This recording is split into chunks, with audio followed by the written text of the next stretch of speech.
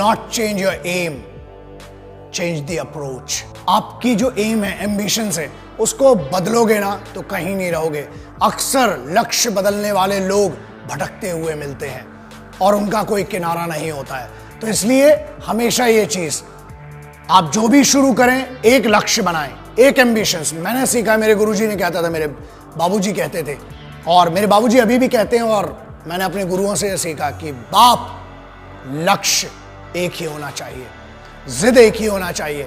When we are talking about aim, आपने बनाया ही क्यों अगर आपको इतना कॉन्फिडेंस नहीं था? इसीलिए रिसर्च कीजिए अपने एम को चुनने के पहले। लेकिन एक बार जो बन गया तो बढ़ चले हैं वो कदम, अब रुकेंगे नहीं। तो बस वैसा एटीट्यूड होना चाहिए कि हम तो घर से निकले ही थे बांध कर सर पे कफन, जहां हथेली पर लिए जो बढ़ चले हैं ये कदम।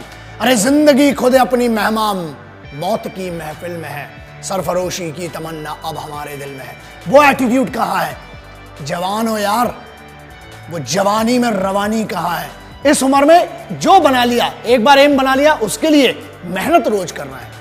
रोजाना आपको मेहनत करना जरूरी है और उसके लिए तैयारी तगड़ी होना चाहिए। और तैयारी के लिए पता तो हो किस चीज की तैयारी करना है। एक दिन बॉलर बनना है, दूसरे दिन बैट्समैन, तीसरे दिन साइंटिस्ट, चौथे दिन डॉक्टर।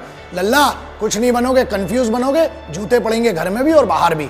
एक एम बनाओ और बस उसकी तरफ बढ़ते जाओ। रोज मेहनत करना जरूरी है दोस्त, क्योंकि बगैर मेहनत के ना कुछ नहीं मिलता। शॉर्टकट, हाँ, शॉर्टकट से क्या होता है कि आप शॉर्टकट से आप खुश हो जाएंगे थोड़े समय के लिए। याद रखना, शॉर्टकट कभी भी मंजिल तक नहीं पहुंचाता है। घूम फिर के आप फिर से हाईवे पे आ जाओगे, फिर बोलोगे कि टाइम वेस्ट हो गया। इसलिए वन सिंगल एम, रोज छोटे एम बनाओ। प्रॉब्लम यह कि एक ही दिन में आप कुछ नहीं बन सकते हो। लेजेंड कोई पैदा नहीं होता है दोस्त, उसको बनने के लिए बहुत सिंपल सी बात है। Nobody becomes the general within a day. There is a journey involved in that and you have to go through that journey. उस जर्नी की इज्जत होती है, तो अपनी खुद की इज्जत कीजिए, उस जर्नी की इज्जत कीजिए। और अगर सलाह चाहिए ना एम लेने के लिए, माँ बाप से बड़ा कोई नहीं है, क्योंकि वो सिर्फ जिंदगी में ऐसे होते हैं जो आपसे बगैर स्वार्थ के जुड़े हुए हैं, जो आपसे कुछ नहीं चाहते हैं, सिर्फ ये चाहते हैं कि आप खुद की जिंदगी में बेहतर करें। उनके लिए कितना बेहतर करें, इससे उनको कुछ लेना देना नहीं। दूसरों से ज्यादा और दूसरों की बातों से ज्यादा, ये मेरी सलाह है, एक बड़ा भाई समझ ले, छोटा भाई समझ ले, जो भी समझ ले, अपने लक्ष्य पर खुद को भरोसा करना पड़ेगा। और अपनी खुद की कॉन्शियंस होती है, हमें उसको समझना पड़ेगा, आगे बढ़िए। दूसरों से ज्यादा खुद पर भरोसा करना पड़ेगा। आपको अपने आप से ज्यादा कोई अच्छे से नहीं जानता है। आपके माँ बाप और आप अपने आप को जानते हैं, आपको जानते हैं। उनसे डिस्कस कीजिए और याद रखिए अपने पैशन को, आपका जिस चीज में मन लगता है ना, घर वालों से लड़ाई मत करो, कन्विंस करो, बात करो उनसे, क्योंकि जो पैशन है ना वो सिर्फ आप जानते हो। और अगर आप अपने घर वालों को कन्विंस नहीं कर पा रहे हो, आपके कन्विक्शन में कमी है, आप दुनिया को क्या कन्विंस करोगे फिर? इसलिए सब अगर अग्री होंगे, आप सेम पेज पर होंगे, आपको मदद चाहिए, इमोशनल सपोर्ट चाहिए अपने घर वालों का, और वो मिलेगा। बस अपने पैशन को अपनी जिंदगी में बदलो। मुझे पता है इस चीज को, क्योंकि मैंने जितने लेजेंड से मिला हूं, सब में दो चीजें कॉमन थी। पहला, उन्हें हमेशा से वही बनना था, आज वो जहां पर हैं, उनने अपने रूट्स नहीं बदले। दूसरा, उन सब में एक चीज बहुत कॉमन थी, वो सभी बहुत डिसिप्लिन लोग थे और रोजाना वो अपनी छोटी छोटी मेहनत करते थे उस लक्ष्य की तरफ बढ़ने के लिए। इसलिए ट्रेनिंग करना बहुत जरूरी है और स्टे फोकस कैसे रहेंगे? सिंपल है, आंख बंद करके ध्यान करने से कुछ नहीं होता। बाबा बन जाओगे तिलक लगा के। सॉरी, मैं किसी रिलीजन की बात नहीं कर रहा हूं, लेकिन पीर फकीर हो, बाबा बनने से कुछ नहीं होने वाला। यार सिविलाइज्ड हो, यहां पर हो, आपके माँ बाप के साथ रहकर फोकस रहो ना। रोजाना आपको अपने आप के लिए 8 घंटे देना है, बस, इससे ज्यादा कुछ नहीं देना है। सोचो, अपने आप को एनालिसिस करना पड़ेगा, आपको अपनी एनर्जी को चैनलाइज कीजिए, बस पैशन में लगाइए, फिर देखिए मजा क्या आता है। एक शिकायत बड़ी कॉमन सी है कि टाइम कम पड़ जाता है। दुनिया में जितने बड़े लोग हुए हैं ना, 24 घंटे ही थे सबके पास, 32 घंटे, 36 घंटे और 40 घंटे। 40 घंटे वाले आदमी से मैं तो मिला नहीं। तो ठीक है, आपको टाइम मैनेजमेंट करना पड़ेगा। ठीक है, आप जितने बजे उठते हैं वो आपकी इंडिविजुअल चॉइस है। आप रात को 2 बजे सोते हो, आप 2 बजे उठते हो, ठीक है, दैट इज बैड। बट ठीक है, कई लोगों की लाइफ स्टाइल ऐसी है, उनकी मजबूरियां भी हैं जो नाइट शिफ्ट में काम करते हैं। आप जब भी उठें ट्रेनिंग करें। दूसरा, एक बहुत सिंपल सी चीज है, जब ट्रैफिक होता है ना तो हॉर्न बजाने से कुछ नहीं होने वाला, और ना आप उड़ के जा सकते हो। स्पाइडर में ना असल में नहीं होते दोस्त, और अगर उड़ के जाओगे तो चालान भी लगेगा, पिटाई भी पड़ेगी। तो ट्रैफिक को दोष मत दो, कोशिश ये करो कि पहले निकलो। वक्त से पहले जब आप निकलेंगे तो आप जगह पर पहुंच जाएंगे। टाइम मैनेजमेंट, हर चीज का टाइम डिसाइड करना पड़ेगा आपको। बस टाइम डिसाइड कीजिए, आगे बढ़िए और कंप्लेंट्स कम कीजिए। सिपाहियों को अपने लक्ष्य का पता होता है। Being a simple son of this motherland, I have the responsibility to speak about our soldiers, जो सबसे ज्यादा मेहनत करते हैं। बहुत सिंपल है ना, एक टास्क दिया जाता है, चाहे वो बंकर बनाना हो, चाहे वो राशन लाना हो, चाहे घर बनाना हो, चाहे अपनी एक रेजिमेंट को मूव करना हो, चाहे जंग लड़ना हो। याद रखिए, वो कभी शिकायत नहीं करते हैं, बस वो काम करते हैं, मेहनत करते हैं, क्योंकि उनका लक्ष्य क्लियर है कि हमें ये करना है। छोटे छोटे लक्ष्य बनाइए और उन छोटे छोटे लक्ष्यों के लिए रोजाना छोटी छोटी मेहनत कीजिए। एम को सीधा रखिए और बेइज्जती होना बहुत जरूरी है। मैं हमेशा कहता हूं, जब बेइज्जती होती है ना तो अंदर एक आग जग जाती है, और उस आग की दम पे ही आप करते हो।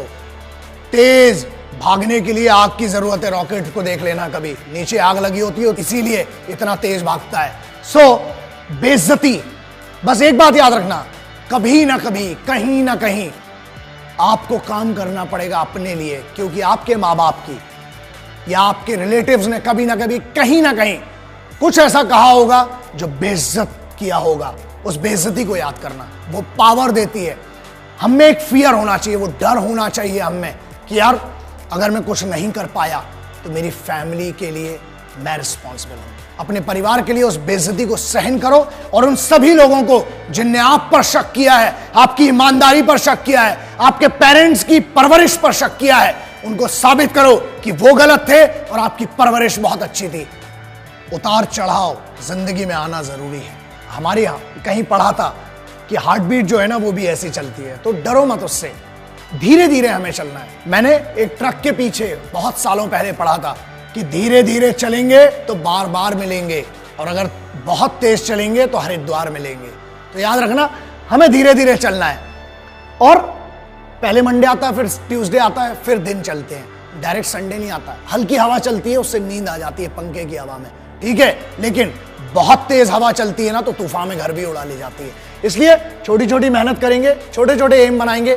जब कंफ्यूजन हो, पेरेंट्स के पास जाओ। अरे हर दुनिया के हर शास्त्र में लिखा है, इवन कुरान शरीफ में, मेरे एक यार ने बताया था मुझे कि एक फर्जंद की औकात अपनी वालिदा के सामने, वालिदा के सामने एक घायल परिंदे की होती है।